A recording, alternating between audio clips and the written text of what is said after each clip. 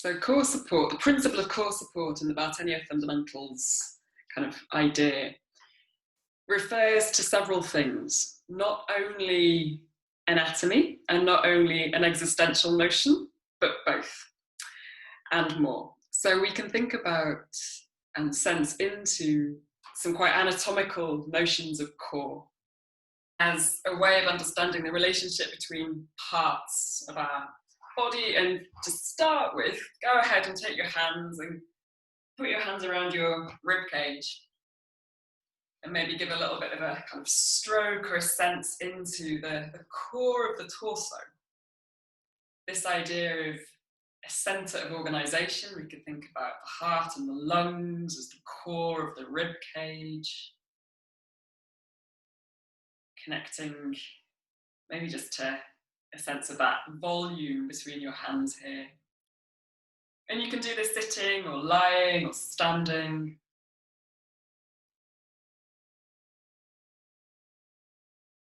And then maybe bringing hands to skull and feeling that the core of the skull might be the brain and you've got the eyeballs at the front and then you have, the skull behind there. You can think about when we're talking about core, we're talking about core of something. And so for now, tapping into the sense of the skull. And then, of course, there's the core of the brain, and then the core of the cells, and we can take it into this much more microscopic and kind of macro ideas, and we'll keep floating between those ideas throughout this class.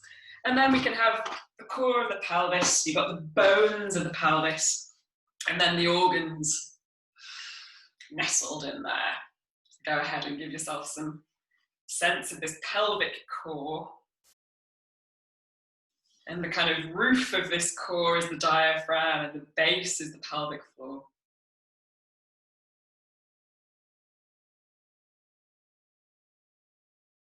And we can sense into the different organs. Maybe we could spend time differentiating those, but we won't today. Liver and stomach and pancreas and gallbladder and all the different visceral organs that give us this kind of, vital survival mechanisms of the body. If we were, when we're very cold up a mountain or on a chilly day, it's, the distal ends, the hands and the feet get cold to protect the organs of the core. So we can think about core as being that which is sort of vital for survival and very essential in our operations of life. Okay. I'm going to ask you to lie on the floor in a moment, but you can have a little look first. So taking a little jiggle through from pelvic core to this thoracic core and into the skull in order to access the sense of the spine as this midline of your torso.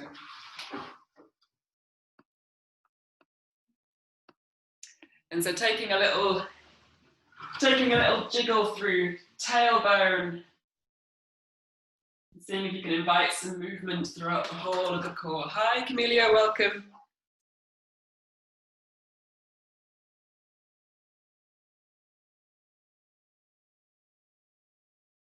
So tapping into a sense of core by jiggling through spine, finding a little movement through from tailbone, up through the pelvic core, through the thoracic core, into the skull.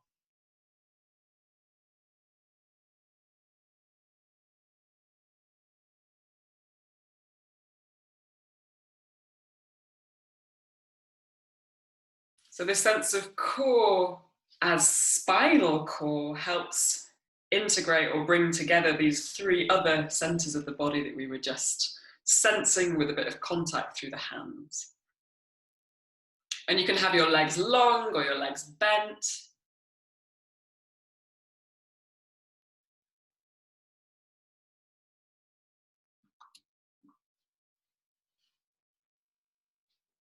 So we're starting with these different anatomical ideas of core.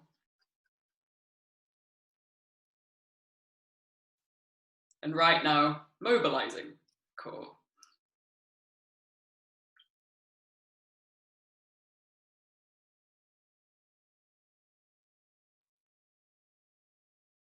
Great. And then just let that go for a moment. Take a little pause. And send your attention to your arms and your legs. So finding a bit of mobilization through the elbows, the wrists, the knees, the ankles, leaving the spine fairly still for a moment, and just seeing what the limbs want to do, either being on the floor, rolling or sliding, or even up into the air. Just to sense in your awareness this differentiation of spine and limbs. Whatever movement feels interesting here.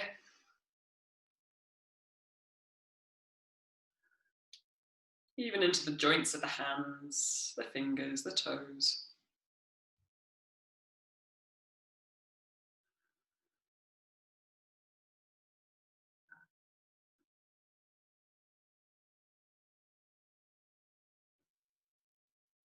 And then settling back into stillness, place your hand on your navel center, on your belly. So finding the navel center of your body.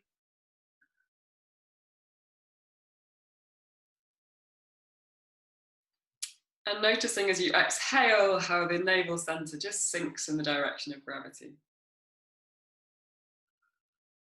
Belly expands as diaphragm squashes the organs, and then as you exhale, diaphragm moves up, and this sense of the navel yielding in the direction of gravity maybe can be sensed underneath your hands.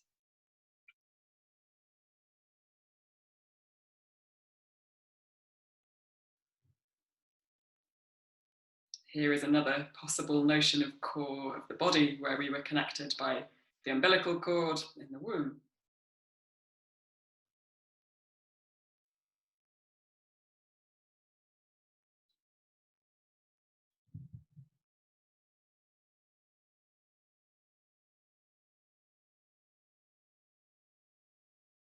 And we could visualize a sense of this point of the body not being at the level of the skin outside you, but actually underneath, kind of in the core of the pelvis, rather than as you can touch your belly button from the outside, thinking about this idea of the navel center actually being a little bit further in.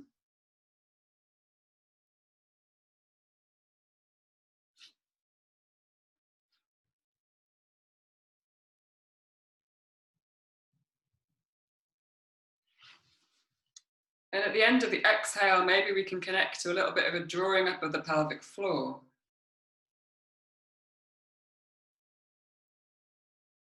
So not a full-on, gonna lift a 10-ton weight with the pelvic floor, but finding the end of the exhale and a gentle drawing in of pelvic floor, and then releasing as you exhale.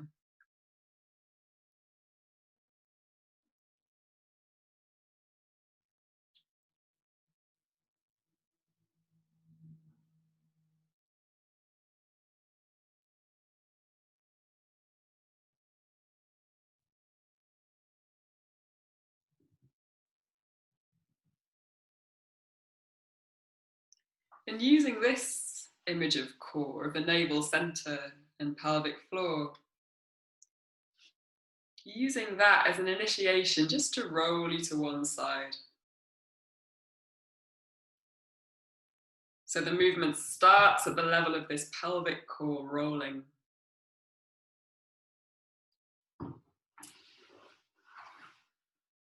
And in your own way, continue to roll to the other side or to your front surface, using this navel initiation and pelvic floor, maybe even coordinating with the end of the exhale. So it's fairly gentle, finding the exhale, finding this navel yielding, pelvic floor engaging to roll you. So the rest of your body goes along for the ride.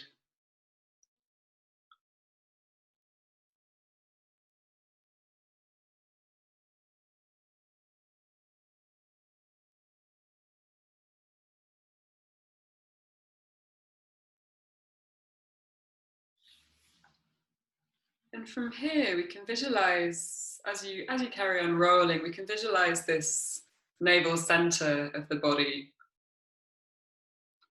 with a relationship to the periphery of the body in 6 directions: towards the right hand, towards the left hand, towards the right foot, towards the left foot, towards the skull, and towards the tailbone.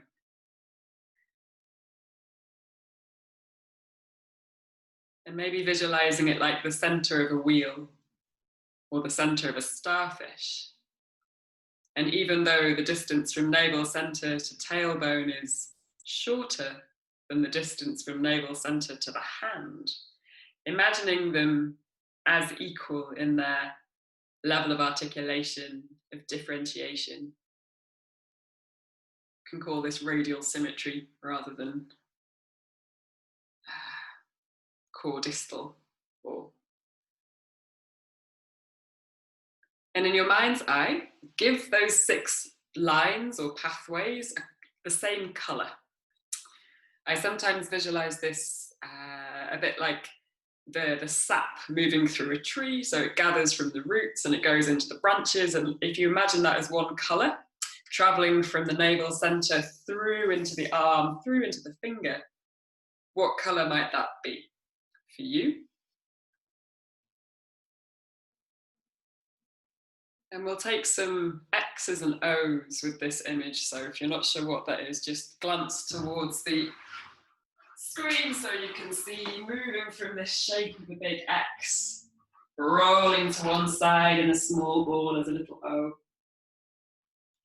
And I'm going to explore this with a sense of core now being navel center through into my limbs, activating at the same time. So all parts of the whole engaged at once, nothing left behind. Have a little play with that.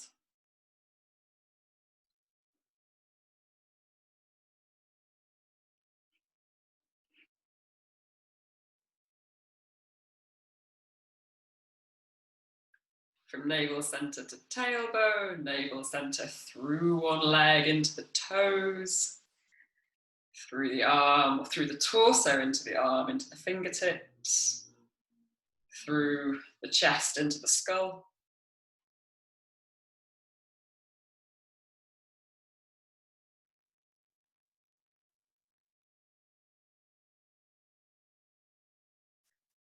And seeing if you can initiate from that exhale and the navel yielding, allowing that to sequence from the center of your body with this image of the navel center as the initiating center of organization, allowing that initiation to ripple through.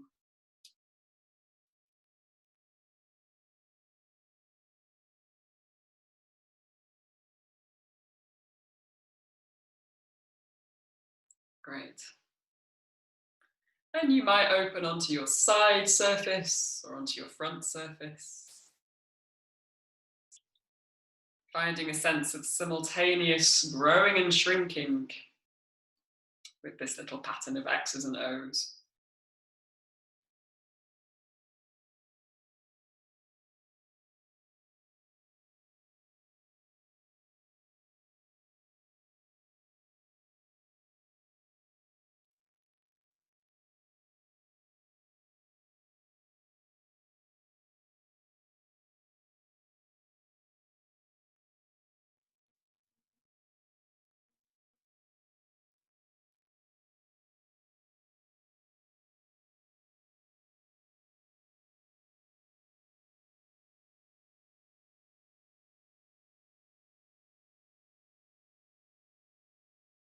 So working with relative fluidity and ease,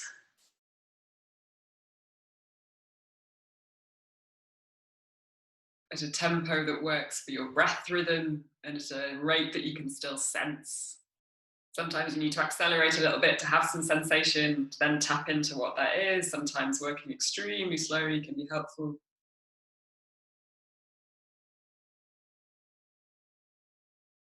and how to stay active throughout this. So this image of the inner core stays alive in your imagination, not dropping into passive weight at the end of an action, still finding that sense of kind of vibration of being held on the earth, released, but with a sense of readiness.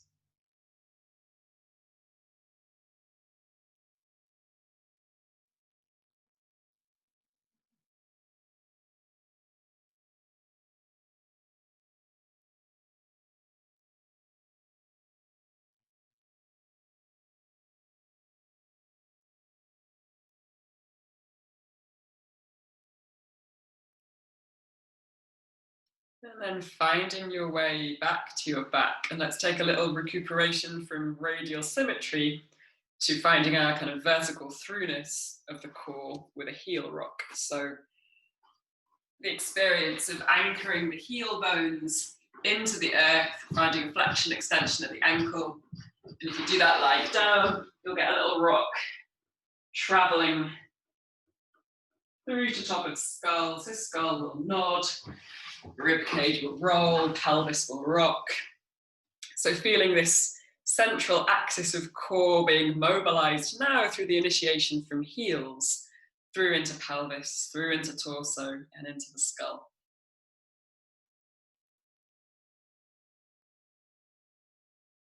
Another image of core is the front of the spine, especially the front of the spine where the thoracic spine meets the lumbar spine.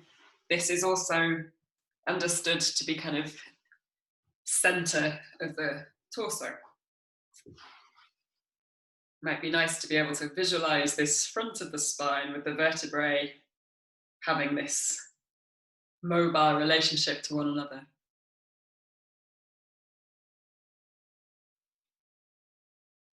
And take another tempo of heel rock. If you set it up quite fast, maybe slow it down. If you started really slowly, maybe just speed it up a little bit. Relaxing through the jaw, releasing through the collarbones. Taking a sigh through the mouth, maybe.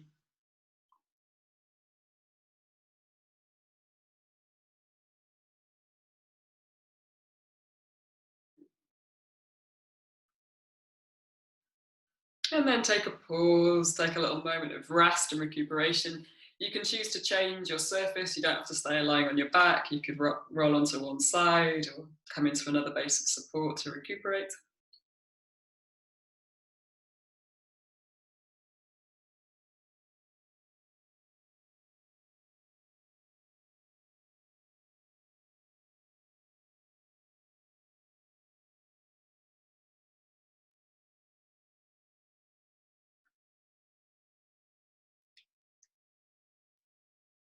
And we'll come back onto our backs in the supine hook position. So lying on your back with your knees bent.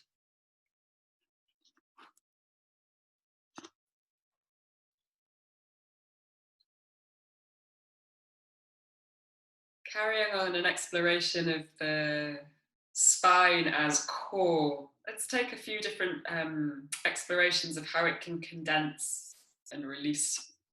One of which is a sense of the front surface of the spine condensing, so the whole core slightly finding this kind of concave relationship.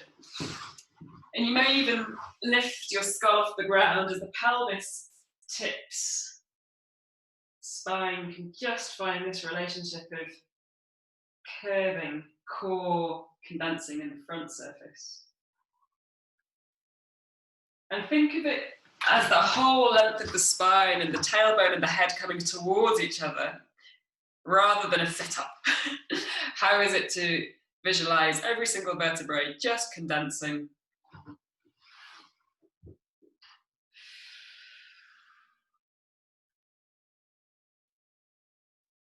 And returning to the ground. So the pelvis is finding more of the back of the sacrum in contact with the ground, the space of the lower back disappearing. Do that a few times and then just take a rest.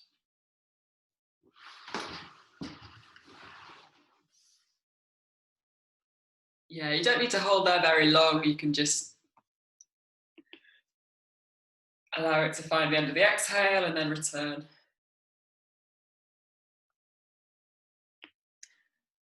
And then let's find head and tail finding a relationship to side-sidedness. So pelvis is going to tip a little bit. If you need to have a look, just have a little look. So rather than finding this front space, I'm going to find a bit of side-sidedness with head and tail trying to meet each other in this horizontal aspect.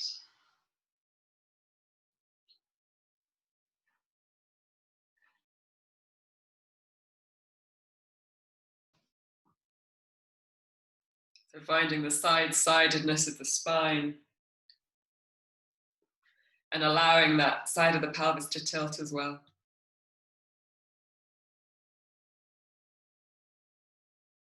And again, initiating from the whole length of the spine, that sense of vivid inner core, finding a little compression, condensing one side and the other.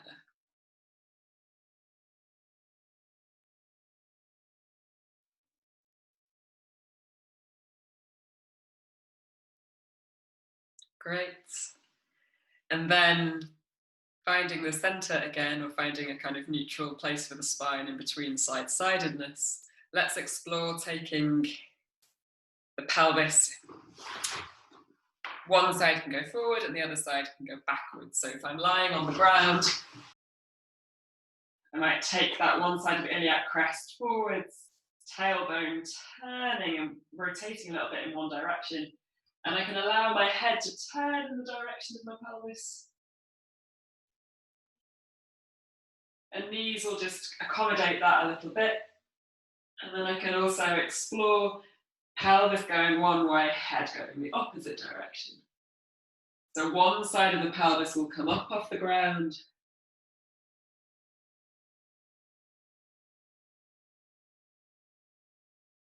So it's like the beginning of a diagonal knee reach, but you're not allowing the knees to go so far. It's more about the mobilizing of the pelvis and the head and tail relationship, either in the same turning right or left, or taking the pelvis one way and the head the other way.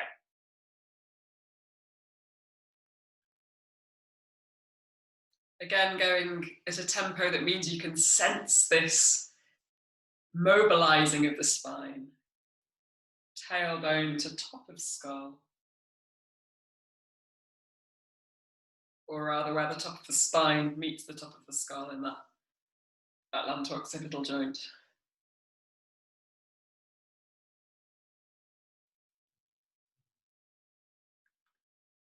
Super. So we have these three different spatial possibilities. I'd like you now to play with those with the X's and O's. So we can initiate this X and O pattern, the slightly different relationship of core.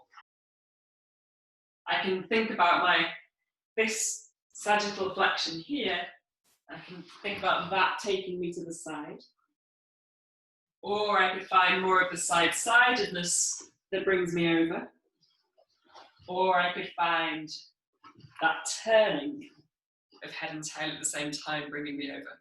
So it's a slightly different emphasis on shifting from my back surface to my side with how I'm organizing my spine. And all three of them are going to be happening at once, but I'm asking you to choose a little bit to go, oh, okay, I'll just play with the side-sidedness, see what happens. Or I'll play with the sagittal flexion, or I'll play with that rotation of head and tail immediately.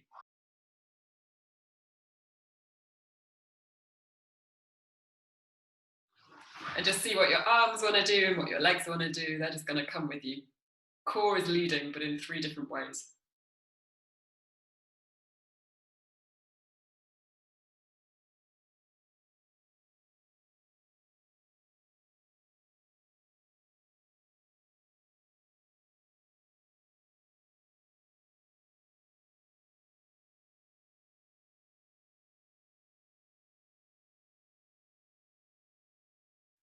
Breath is easy, connecting to this fluid sense of ongoing core.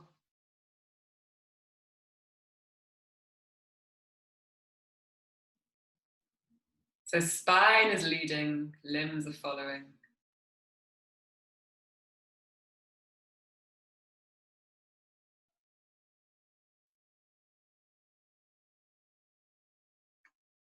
Skull is heavy on the ground.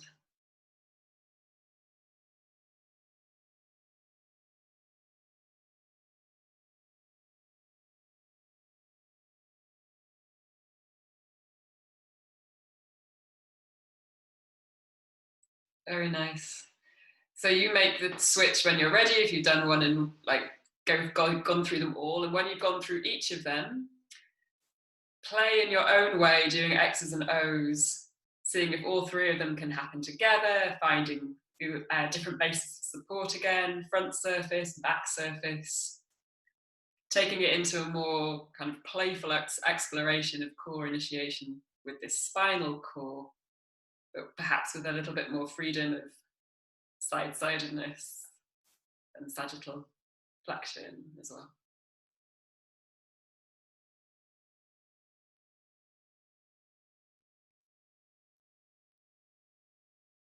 And if your eyes are closed, blink them open and carry on this exploration with a little bit more use of vision. So just allowing the light to come in, you don't need to see anything particular.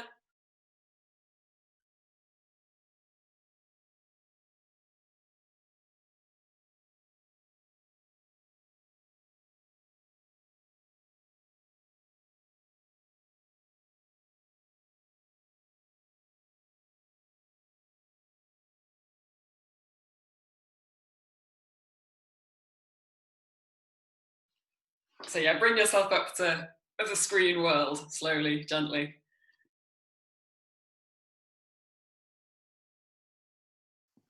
This very nice tree image. So there's this artist called Giuseppe Pannone who works with trees and wood, and he thought this image of core that we're discussing, of the center of the body moving through the limbs into the fingers, was quite beautiful here with this image of the tree where you see it's carved out. And I think it's quite nice to imagine the core of the tree as being like the core of the trunk, but traveling through into the limbs and into the fingers.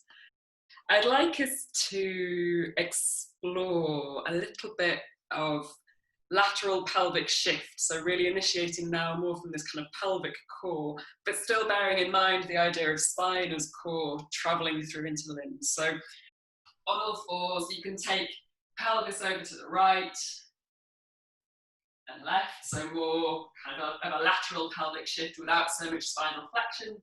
And then you can play with the same pattern that we just did on the floor of head and tail towards each other. And then head and tail towards each other, or maybe we can go even the other way. And we can find what that rolling might feel like, dropping one shoulder, dipping one hip a little bit. So that's where we can maybe start. And you can follow me as I'm explaining it. Maybe you can see me just playing with those differentiations. So we start just sideways of the pelvis, lateral pelvic shift, and then more head to tail involved, and then more sagittal. So if this is lateral flexion, and then we can find more of this attempt of dropping a little bit, turning the spine, turning the skull.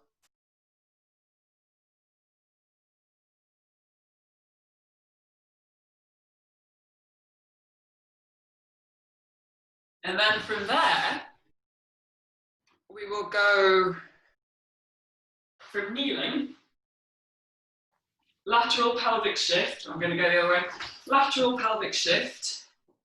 Knees come up, knees come down, shifting across pelvis. Like this. So the rest of my spine is going to get involved. As you're finding this to begin with, you might want to use your hands on the ground to support you.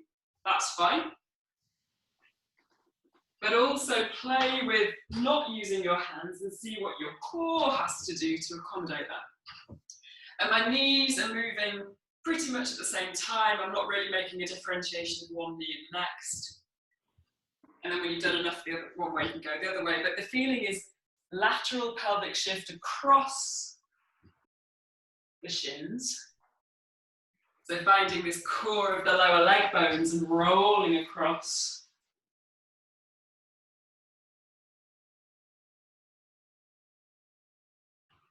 And my spinal core of my skull can get involved with all of that spinal flexion that we were just working with. I could do it with an entirely straight spine. Oh, it's possible, with no accommodation in my spine whatsoever. But for the purposes of now, let's play with allowing more of the flexion through the torso, softening through the core. Changing direction when you want. Making a tempo that works for you.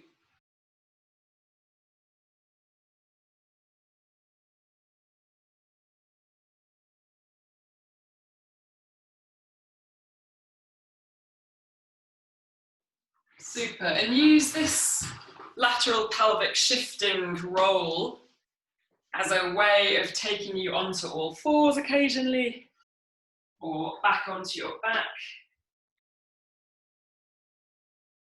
So finding some level change now, and this pattern can come back, this little sequence, but you might take it somewhere else. Playing a little bit with how head, tail and rib cage might relate to each other.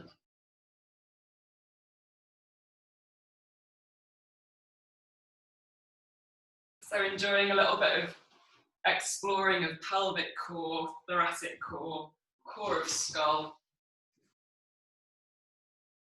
in the relationship to the limbs that can keep folding and extending.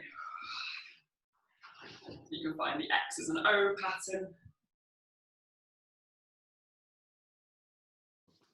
Bring you into traveling some more. Bit of weight shifting, maybe even taking it to standing, back into the ground.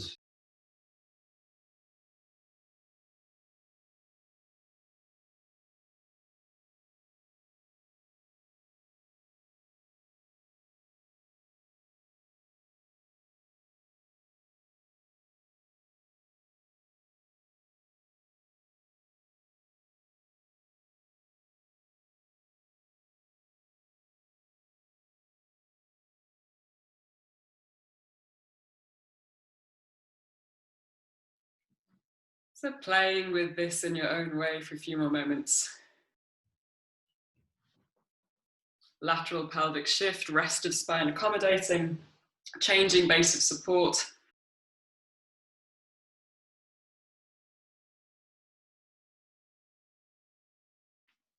Finding hands on the floor, feet on the floor, shins, forearms.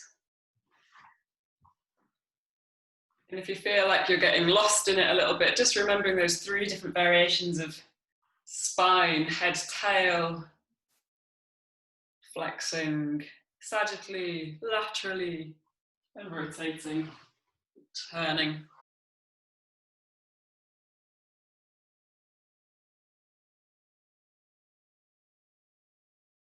Maybe connecting to breath and that exhaling, navel center yielding, pelvic floor lifting.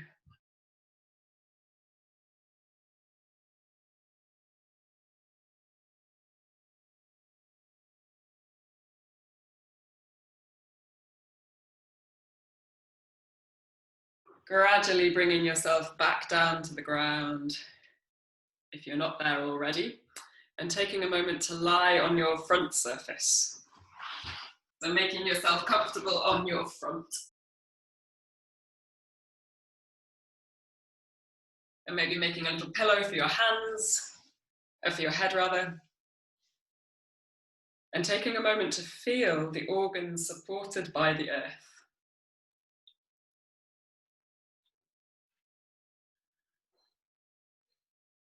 The weight of the brain, the weight of the lungs and the heart, the weight of the organs of the belly, the digestive organs, reproductive organs.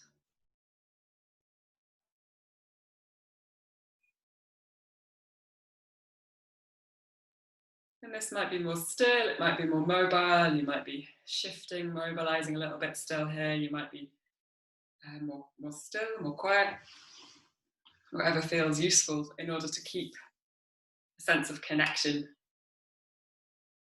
to the core of you and the core of the earth.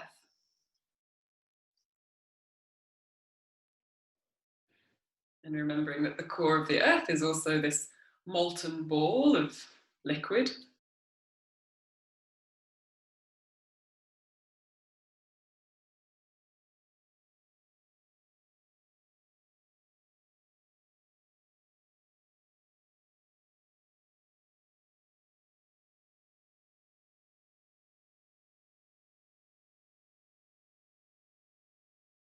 And we'll start moving again, but we'll do it with a very different phrasing. So I was encouraging a lot of mobilizing and continuous flow of movement just now, and we'll shift the emphasis to a single movement. But to prepare, engage what you understand to be core support. So finding a sense of core support and then making one movement. Pausing again, finding a sense of core support, whatever that means for you, and making one movement. Engaging core support, making one movement. One movement might just be one joint. It might be as simple as one joint flexing. It might be the whole of your body shifting to a new base of support. But there's a sense of a singular event happening. And that every time you make that single event happen, it's with a sense of core support as the initiation. Whatever core support means for you in this moment, having done some different variations of it.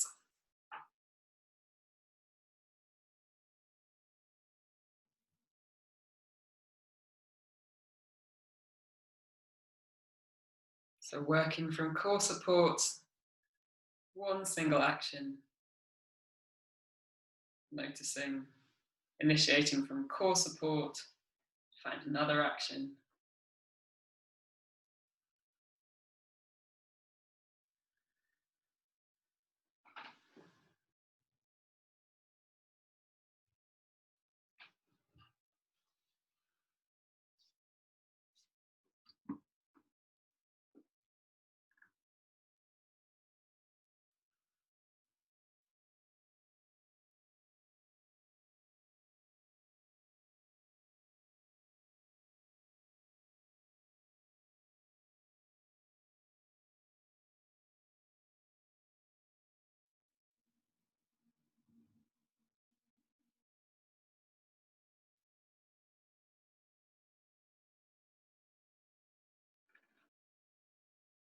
Slowly build a few more movements if you like. You can go from something, one action becomes another action, becomes another action, and then remembering to pause again, reinitiate with core support, finding a few more actions. But if you like the singularity of one single joint action, if that feels satisfying, stay with that.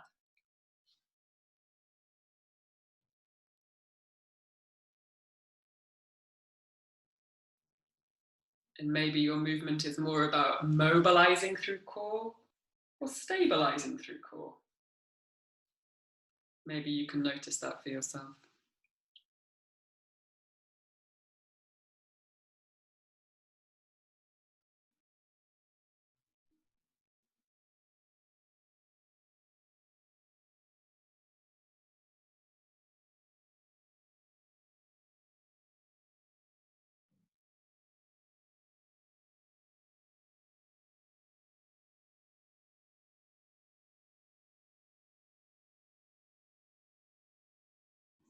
And if your eyes are closed, I invite you again to open them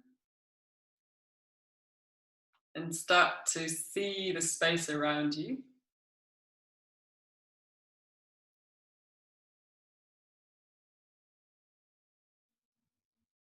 And I'm going to ask you to go and pick up an object in the space around you. It doesn't have to be a big one.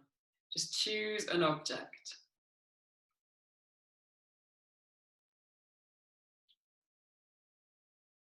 and bring it back to where you're somewhere on the ground. So some of you have done this exercise with me before, but it's slightly different now in this task because you know what you're holding. So I'm going to ask you to hold your object and close your eyes. So this is an outer to inner experience now. We've got this outer stimulation of the object, and you're going to spend some time holding it, touching it, feeling it. And as you sense that information in your hands, how does this inform the movement of your core? How might it affect or inform some response in your core from how you experience this object? The shape of it, temperature, texture.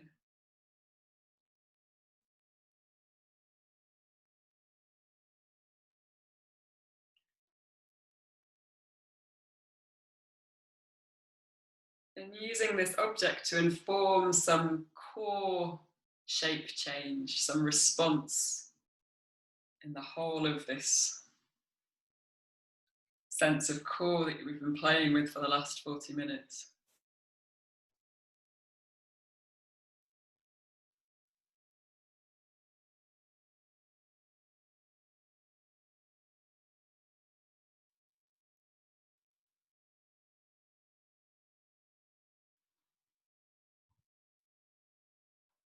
You might even bring that object nearer to your body to kind of make contact with it and your body. You might change it from one hand to the other hand, whatever you feel like doing to get to know it, to feel how it resonates with your core.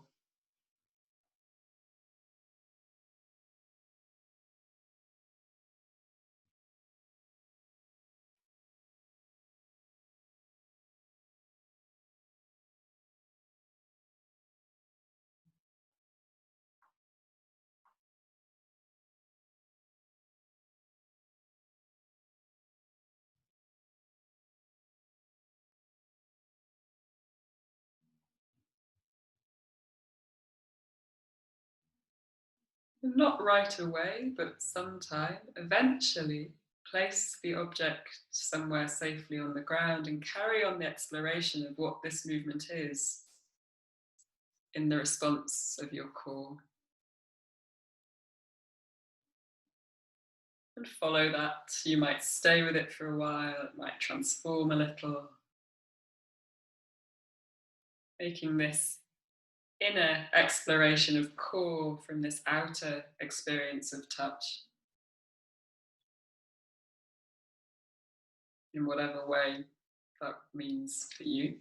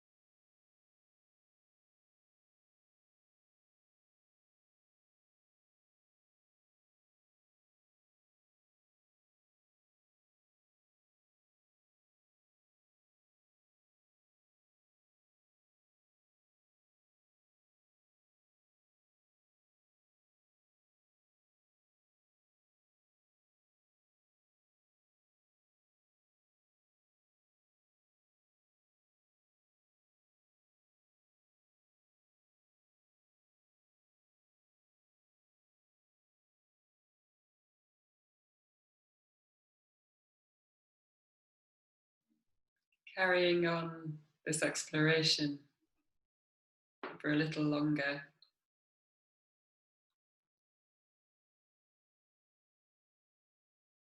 But including in it for yourself, what is essential for you? What is core for you?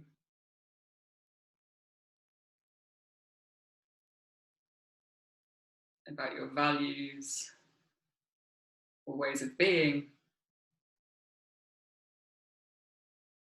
And allow yourself to be moved from answering that question.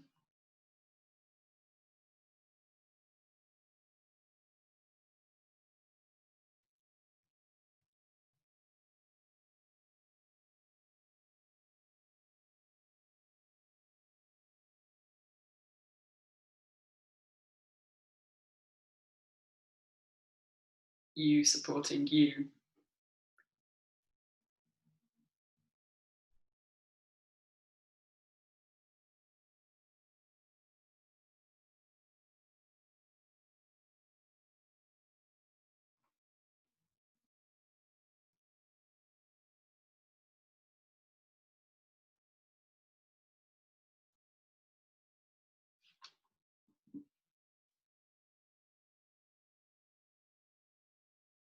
Carrying on this core support dance of you. And allowing eyes to softly open.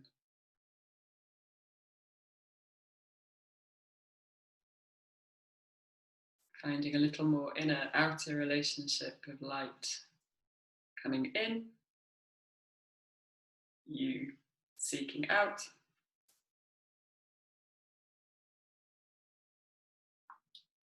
your core in relationship to the space around you.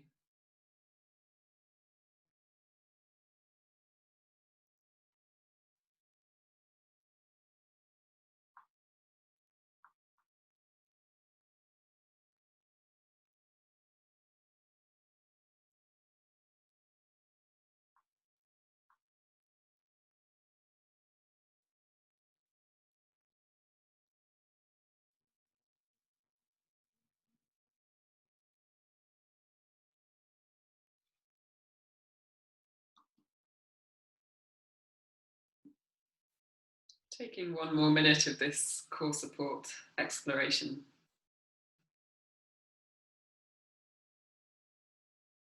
We've worked through some anatomical ideas of core, and we've found our way to something more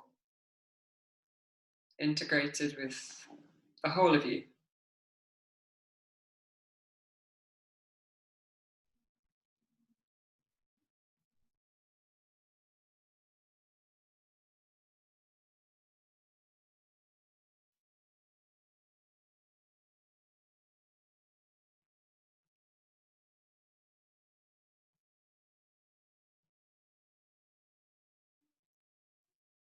What is the expression of your core?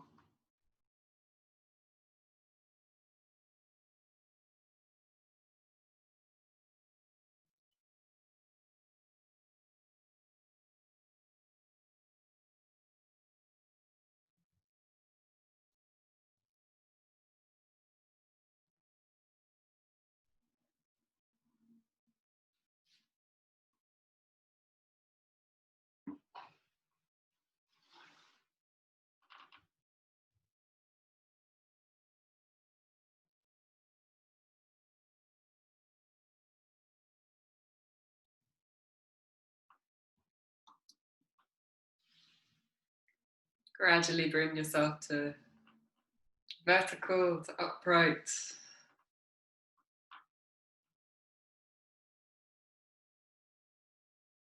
And we'll gather together for some reflections and conversation questions.